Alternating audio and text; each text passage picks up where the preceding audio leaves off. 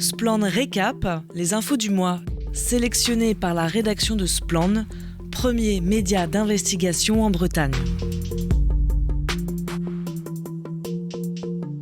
Bonjour à toutes et à tous. Bonjour Pierre-Yves.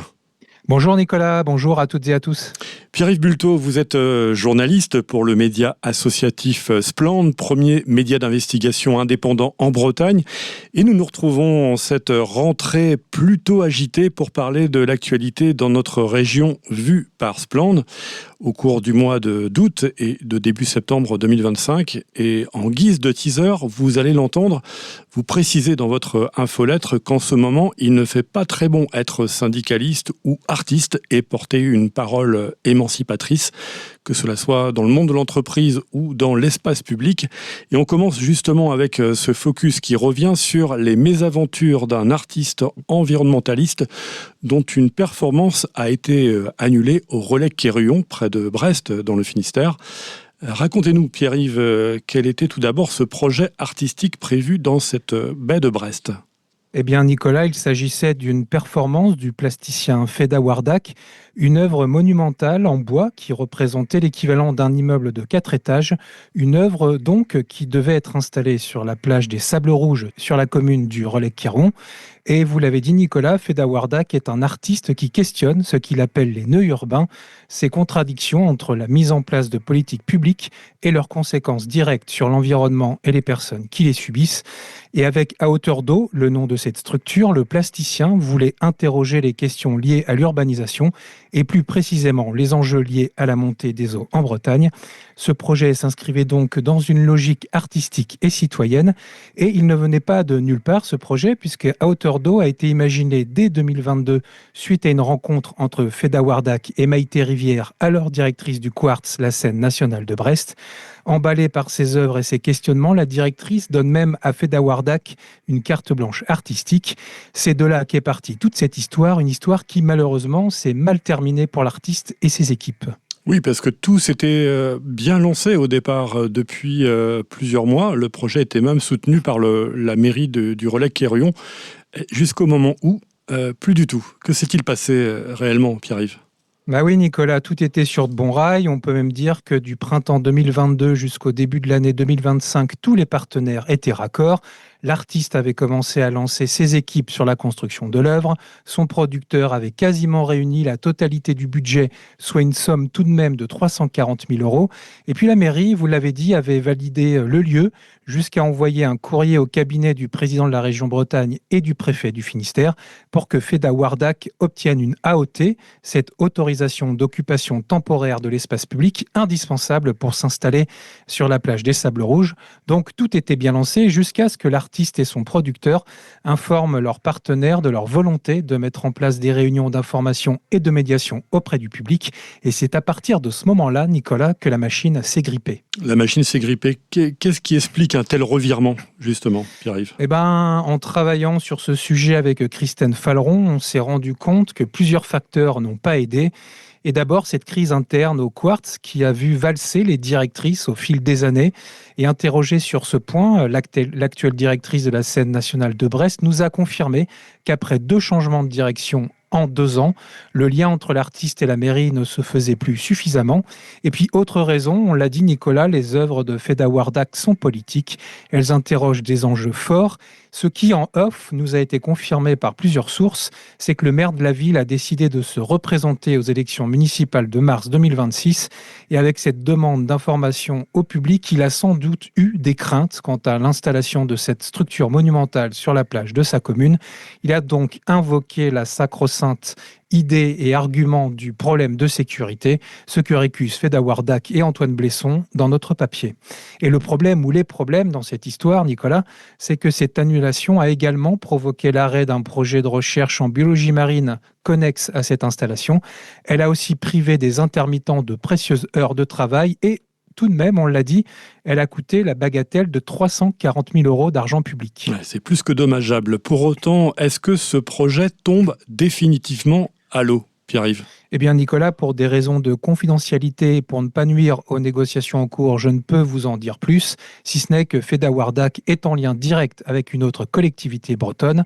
Et quand nous l'avons interrogé avec Christine Falleron, il nous avait dit, je cite, que malgré l'arrêt du projet par la mairie du Relecq-Kerrion, c'est nous qui aujourd'hui bataillons pour la faire exister. Et c'est d'ailleurs, Nicolas, la conclusion de notre papier. Voilà, et pour retrouver le détail de cette bien malheureuse affaire, rendez-vous sur le site splend.org.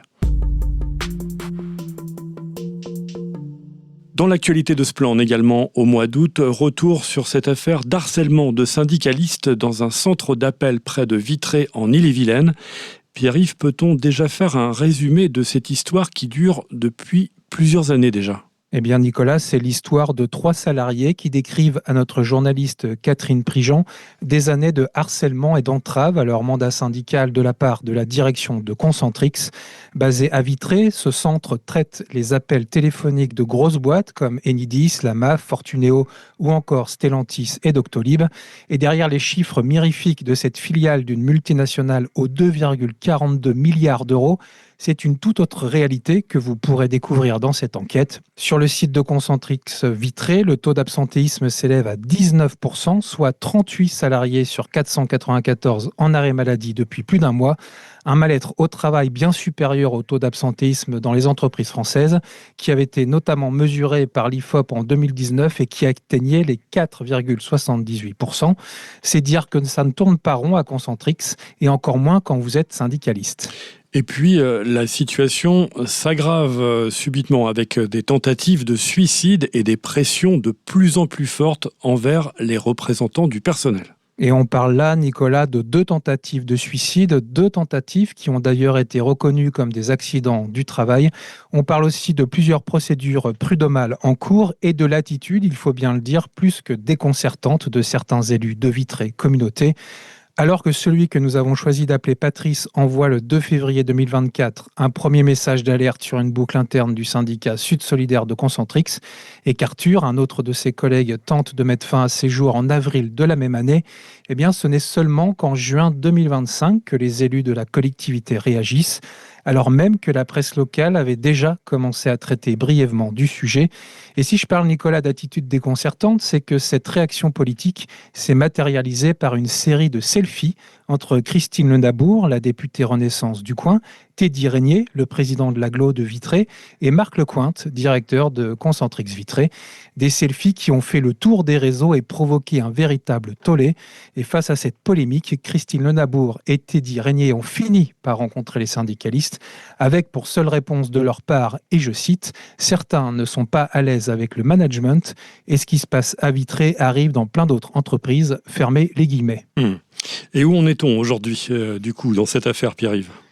Eh bien, pour préparer ce récap, Nicolas, j'ai demandé des nouvelles de cette affaire à Catherine Prigent, qui signe cet article. Et les voici. Alors, Agnès, l'une des 3 salariés qui attaquent Concentrix, a un rendez-vous de conciliation le 25 septembre prochain, ce qui lui évite de passer par la case des prud'hommes. Arthur, lui, attend que son avocat enclenche une procédure prud'homale. Quant à Patrice, il a décidé de porter l'affaire toujours auprès des prud'hommes et cette affaire devrait être normalement jugée fin octobre.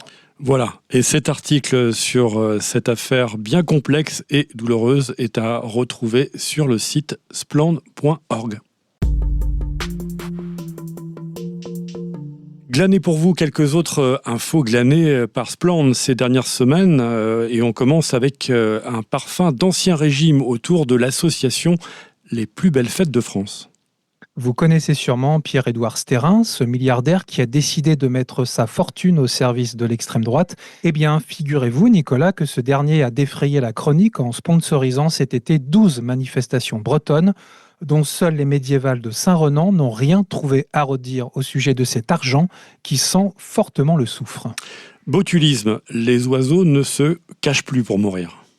Et oui, 7000, c'est le nombre de cadavres retrouvés en marais de Brière au nord de Saint-Nazaire et sur les bords du lac de Grandlieu au sud de Nantes. Des oiseaux tous tués par le botulisme aviaire. Et si vous voulez en savoir plus, je vous invite à aller sur le site de notre partenaire Reporter. Voyage au bout de l'enfer dans les transports d'animaux et c'est sur la Brittany Ferries. Et des oiseaux ovaux, on passe d'un enfer à l'autre, avec le transport d'animaux vivants entre l'Irlande et la France. Entassés dans des camions, ces veaux partent se faire engraisser dans des conditions révoltantes. Et alors même que cette pratique est interdite par la Grande-Bretagne depuis janvier 2025, une première en France. Une communication en or pour un patron d'industrie breton. Oui, il est question, Nicolas, d'un projet de construction d'un lotissement de 41 maisons par le patron de Fenêtré A, en bordure de la forêt de Pimpon. Un projet immobilier à 30 millions d'euros qui soulève la mobilisation, avec une pétition de citoyennes et de citoyens opposés à ce projet qui a déjà récolté plus de 10 000 signatures. Et puis RSA, chasse à courre dans le Finistère. Alors, volontaire dans la traque à la fraude sociale, le département du Finistère, présidé par Maëlle de Calan, a décidé de mettre en place une politique drastique de contrôle des bénéficiaires de ce minima social. Résultat, 3000 personnes ont été exclues de ce dispositif en 3 ans, alors même que ce renforcement des contrôles ne figure pas dans la nouvelle loi travail. Voilà, et toutes ces infos sont à lire en intégralité sur le site de spland.org. Vous y retrouverez également la rubrique « Ça se passe près de chez vous ».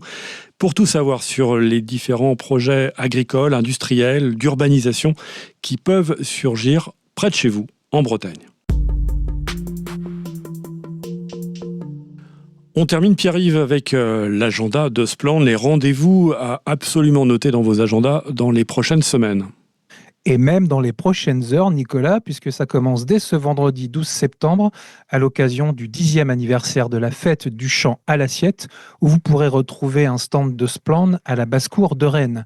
Et puis demain, samedi 13 septembre, c'est à Saint-Cadou, dans le Finistère, que vous pourrez retrouver une soirée festive en compagnie d'Inès Léraud et de Léandre Mandard pour échanger autour des enjeux du remembrement en Bretagne. Même casting et même sujet le 26 septembre du côté de Lanvellec, dans les Côtes-d'Armor. Merci beaucoup, Pierre-Yves. Rendez-vous donc le mois prochain sur nos antennes pour de nouvelles actus de Spland, premier média d'investigation en Bretagne. Merci à vous, Nicolas, et on se dit donc au mois d'octobre. Salut. C'était Spland Récap, les infos du mois, sélectionnées par la rédaction de Spland, premier média d'investigation en Bretagne.